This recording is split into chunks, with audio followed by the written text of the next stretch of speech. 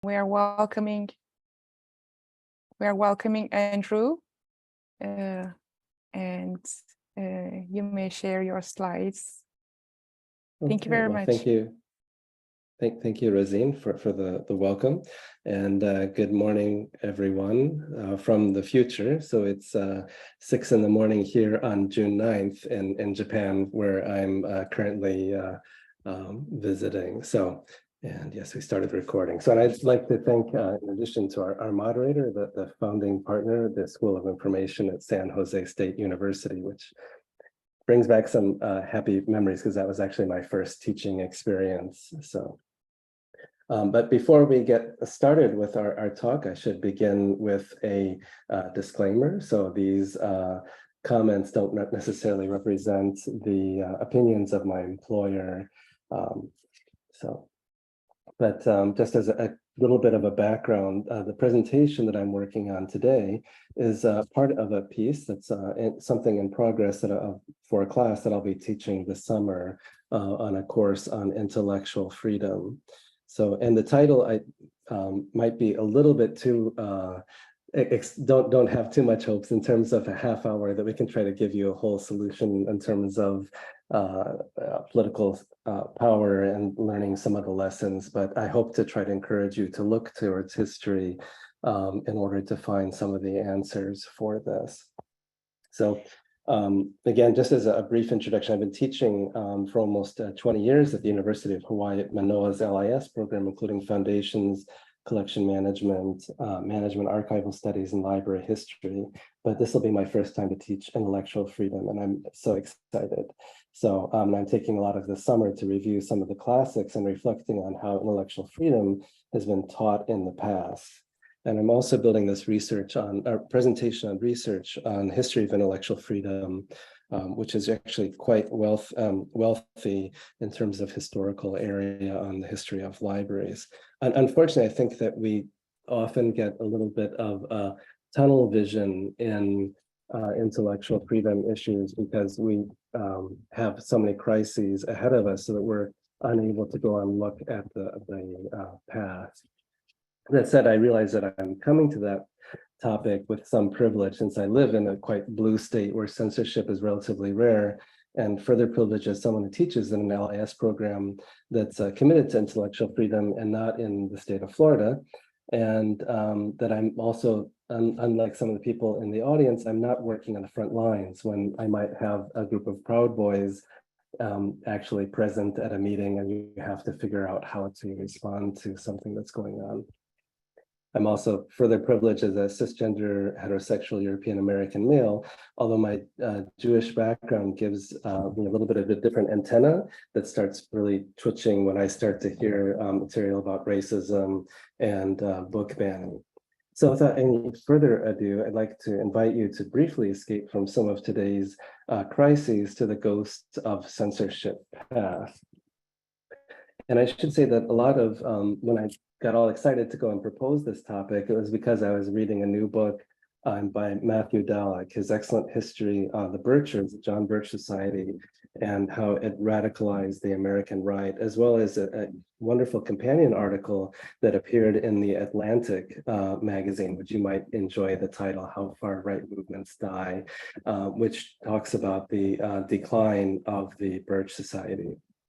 And for those of you who are unfamiliar, the Birch Society was a fanatically anti-communist organization that was organized based on the founder's idea of how communist cells organized in his mind. So they had like little groups that were limited to 20 members. And like, even if you had two groups in the same community, they weren't allowed to talk with each other. And they just really felt that communists were taking over the world. In fact, one of the the founder of this thought that Eisenhower was a communist, and part of his idea was that because Eisenhower wasn't willing to go and take apart the social reform efforts that President Roosevelt had established during the New Deal, such radical ideals as Social Security and those things. So the Birchers were always a fringe group, and so although they had hopes to try to take over the Republican Party, but later found that it was very difficult to do that, and flirted with third-party efforts and the like. So a little bit more context is that the founder and many of the initial followers were industrialists who were affiliated with the National Association of Manufacturers, who didn't take kindly to taxes or environmental regulations, or actually any regulations for that imposed on the free market. Along the way, the society became somewhat similar to today's QAnon as an incubator and disseminator of conspiracy theories. Think of, if you've seen the wonderful movie Dr. Strangelove, with Brigadier General Jack D. Ripper, who tried to launch a nuclear attack on the USSR because he thought that the Soviets had been fluoridating our water supply as a way of communist infiltration. Yes, that really was a Birch hoax. So it would be tempting to just sort of laugh at this characterization, but they knew that they were real, and that they were a threat at that time to many parts of political discussion. But they realized that it was very difficult to win as a third party, and their efforts to take over the Republican Party were largely rebuffed. So one of the things that they tried to do was to take control on local school boards and library boards. So if you look at some of the early reports of intellectual freedom news, you'll see many mentions of the Birchers from the late 50s until the 1970s.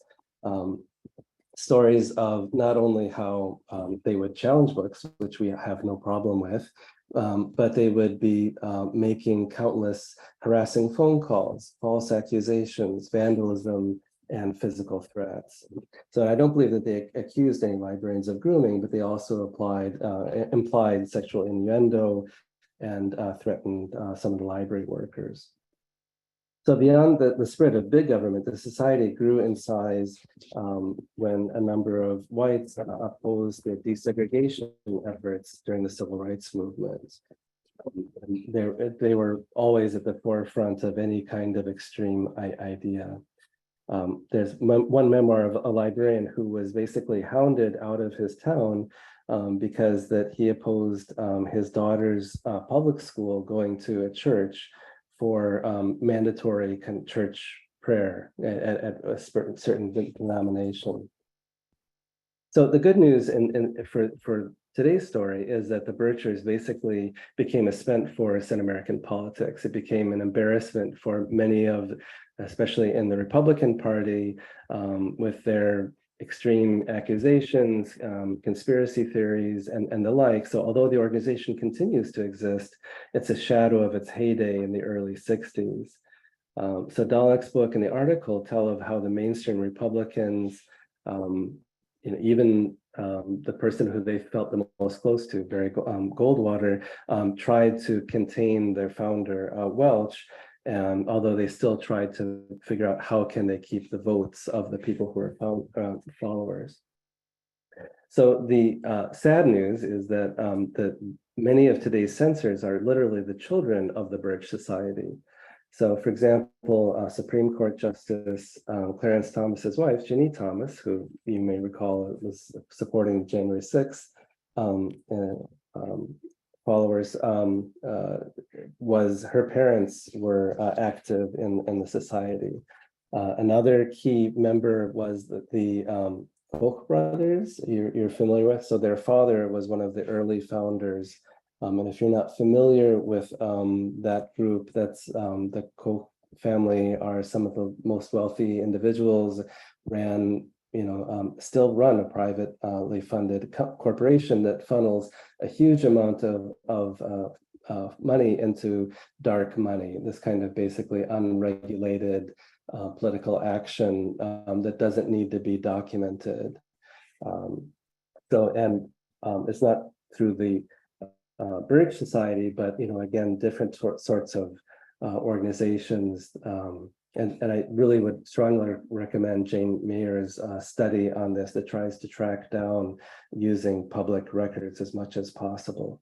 Now, I realize that sometimes it's possible to sound like a little bit of a conspiracy theorist with, all of these different sorts of money coming from different sides and trying to control issues. And I don't have a copy of the book in front of me, well, except you have the cover. But basically, it's how a number of billionaires tried to funnel these funds in order to, through think tanks and supposedly grassroots organizations such as the Tea Party, in order to try to get the things that they want. Basically, again, it's the same ideas as the Birchers or some libertarians, that they don't want to have environmental control. They want to have no taxes on the things that they earn. So, and of course, we know that ever since the Supreme Court decided in the Citizens United decision that the amount of money that's been going into campaigns through these kinds of channels has really largely disrupted democracy. And I would say that, again, if you read Maynard's book, you'll see that many of the people who are behind it realize that they have a minority perspective. They're not going to be elected. And so the question is that how do they try to get a number of people behind their issue? And I think it's kind of relevant. I'll come back to it in a second. So anyway, my point of going down this rabbit hole of the Birchers and talking about dark money is to encourage librarians to wake up and realize that we really only can serve our users if we are more awake to the political forces that are behind censorship efforts. And this applies whether it's today or in the past. I think we should always celebrate each intellectual freedom victory. And I realize that a lot of librarians have won some amazing battles that have been really hard fought, on different issues of internet filtering and a number of issues in the past. I would say that I think that we as LIS educators have not done enough to help prepare frontline librarians to go into the current culture wars that we're seeing now.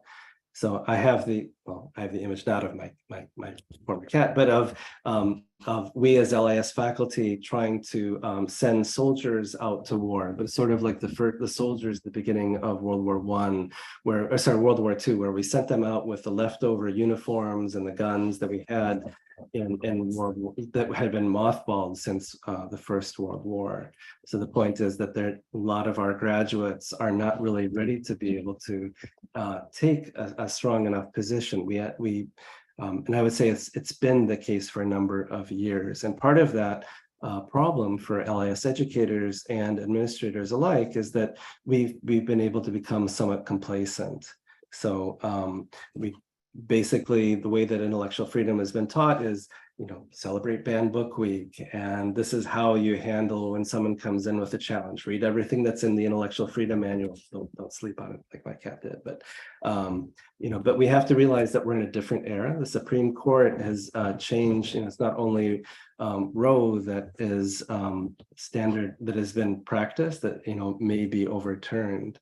Many librarians had a large challenge before the Miller test, which defined obscenity, was decided by the Supreme Court. And I would not be surprised if the current Supreme Court overturns these issues, which would mean that you might have to defend obscenity or pornography or some of these issues, which we saw in some of the earlier comments were decided by law. If the definition changes, that might mean that we as librarians have to be able to defend that in our own communities. And a big thing that the Miller test did is that it changed it from local standards to national standards. And so you can imagine that you might have something that's banned in one jurisdiction, but not others. So again, many of our intellectual freedoms might seem somewhat removed, such as these battles over internet filtering, responding to national security letters, and the like. But I think that, again, like I said, there have been some really incredibly brave and intelligent librarians who've resisted these. But the majority of librarians have reached a sort of internal balancing act of accepting things like internet filters, even though that violates the code of ethics. But realizing that E-rate, Gates computers, and the like required some measure of compliance. So, and I think that really has kind of stretched the idea of how we as librarians are able to try to negotiate. Do we have the ethical and intellectual and legal kind of standing to be able to understand the different perspectives. I think, again, the problem is that libraries and librarians are not reflecting enough on all of these complexities. So our efforts to resist censorship have really been almost sort of token efforts of banned book weeks, which seem even more disconnected from the actual realities of how is censorship happening on the day-to-day level. And I think part of the problem also relies on us as LIS programs or iSchools, because we are doing less to prepare some of our students. How many of our schools require courses dealing with intellectual freedom, or, you know, for even those schools that have that as an optional, how many parts times do students get exposed to that? Even schools like my own at Hawaii, which offer an elective, it's only offered infrequently, meaning majority of students don't take that class. So the only exposure that they have with intellectual freedom comes in a foundations course or in a collection management course like the one that I teach. And just kind of, I'm reflecting back on when I was a master's student. That was part of the transition from library science to information science. So my foundations course was taught by a semiotician, where the students knew more about, it was no problem with semiotician, but she was a semiotician who focused on museums, and she knew nothing, well, not nothing, but the students knew more about libraries and some of the issues than she did. So that really shows on how unprepared some of the schools are generating. And I had another great class on collection management, but I think to some extent, and we had some great readings, but I think a lot of the engagement from the students was relatively pro forma. Do we support intellectual freedom? Yes, we do, rah, rah, rah. But not really trying to get to the, you know, again, look at some of the classics, look at, you know, what are the humans in a democracy, and I know that, you know, again, how do we deal with hate speech? How do we deal with many of the different issues of when is speech kind of threatening the democracies, and again, how do we respond to these? Again, shifting today, I think that we should ask ourselves, how are we seeing this as we have this new crop of censors? So as I think most of you know, just yesterday, or Japan, so the timing might be slightly different, but the Southern Poverty Law Center labeled Moms for Liberty as a hate group. Now, this probably isn't a surprise for librarians, but I think that we have to look deeper into who's funding this organization and why are they targeting libraries and why now. I'm sure that there are many people who are in Moms for Liberties who came out of this kind of organic, real concern about, you know, they had kids at home, they were anxious for the schools to reopen. And so there was a real, you know, understand that began as somewhat real, but I think later that we were able to go and see the directions that this group has taken. And, you know, I again sort of wonder if this is as organic as the Tea Party was. So a good question is, you know, again, where is the funding coming from these sorts of groups? So, you know, they claim that it comes from their $50 memberships and T-shirt sales. But again, we have to look at the questions of like dark money and these sorts of questions. It's just too convenient. I think when you look at some of the questions about what was, when the Republicans have lost many of the last elections, what was the demographic that they largely felt was, you know, had left the Republican Party, and women were a key factor that they're trying to recover. And again, when you look at who are the founders of this Moms for Liberty, one of the organizers, her husband was the vice chair of the Republican Party of Florida. So again,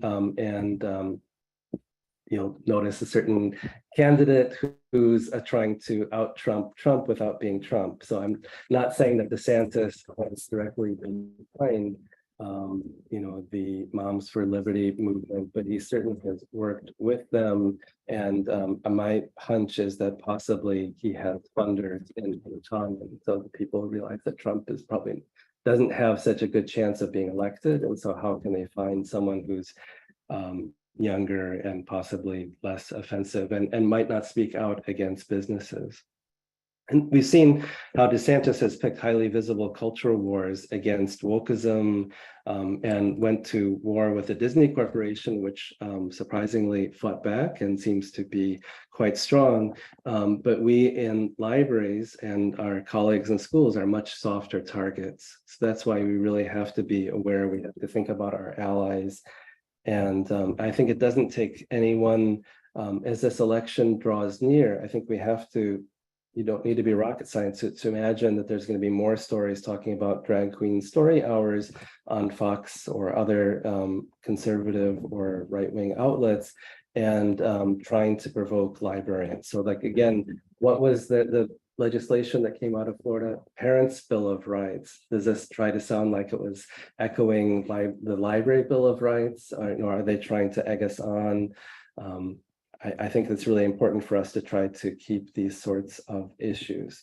So I'm not saying that we should end any of our activities to support human rights or social responsibility, intellectual freedom. Far from it. I'm a strong supporter, but I think we need to be able to respond strategically.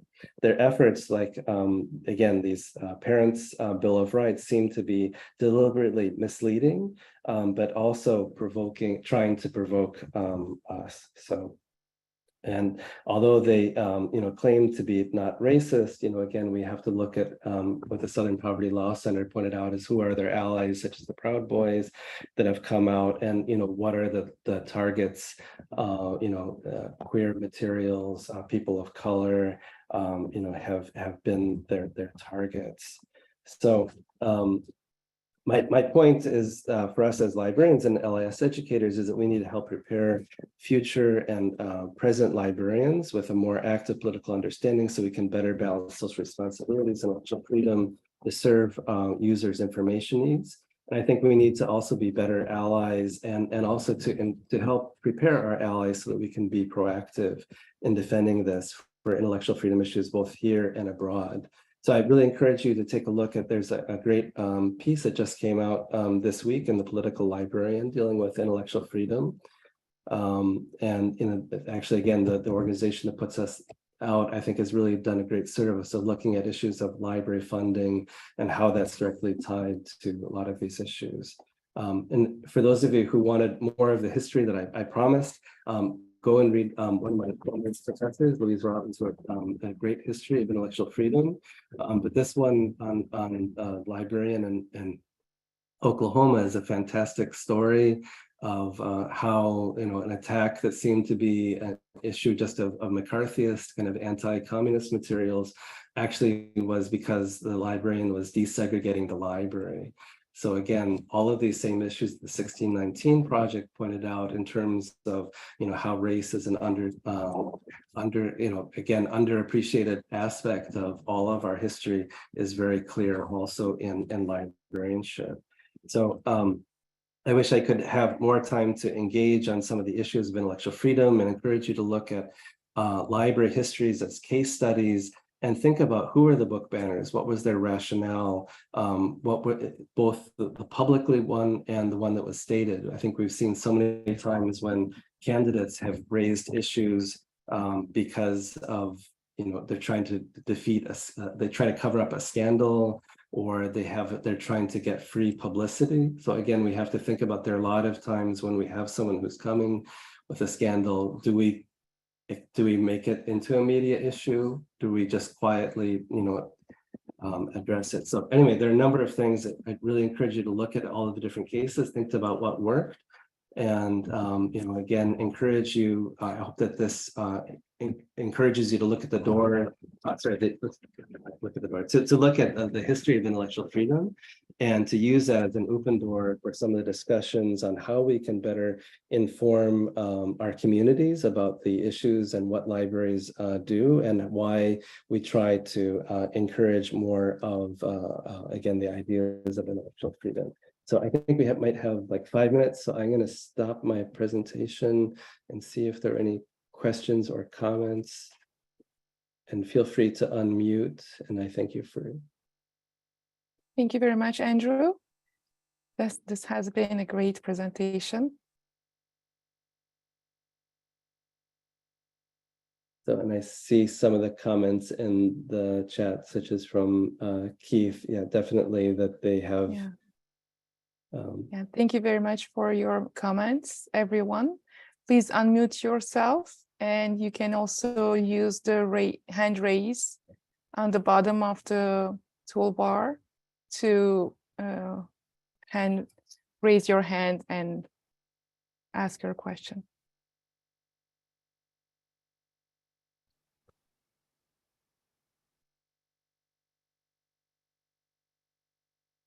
Melanie? Melanie Sucha? So, yeah, please go ahead, Melanie. So, yeah. Thank you. Yeah, thank you very much. Can you hear me? Yes, please yes, go we ahead. can. Yeah, perfect. Thank you. I've got a question, and that's about the current intellectual freedom toolkits that exist now. What do you think are some tangible ways to improve upon those kits, and what methodologies might we incorporate to better respond to the current challenges? That's a great question. And I actually, one of our, so you saw that Martin Garner was our keynote speakers, and Emily Knox, I think, are actually involved in some of the putting together the toolkits, or certainly, revising the manual. I served on ALA Council for 10 years. That was always great to go and see on how we were trying to make policies in response to these. I think in the 3 minutes that are remaining, I'm not sure in terms of how, when I think of the toolkit, if you're thinking about the actual physical thing that ALA editions sends out, I think of posters and the manual. And I think part of the challenge is that those are all great in terms of generating local content, but I think part of the challenge is that we need to pump up our own readings from some of the different work so that we're all able to approach this at a more academic and political level.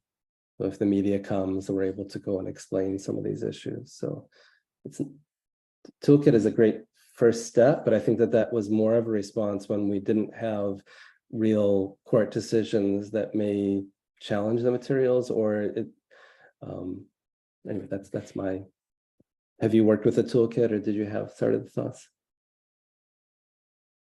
Yeah, no, that's helpful. I'm thinking a lot about toolkits. I'm calling in from Manitoba. Manitoba Library Association has recently published a toolkit, but our conference, we also talked about the new toolkit that has been published by Dr. Santos Green. And there was another session during this conference talking about that, the Get Ready, Stay Ready Community Action Toolkit. So anyway, appreciate that. And yeah, toolkits are definitely on my mind these days. Great. Well, thank you for that. And I appreciate your efforts to up north to promote that. And we have former ALA president Nancy Kranich, who was talking. I really agree with her comment that the challenge is that there are now so many materials that are trying to,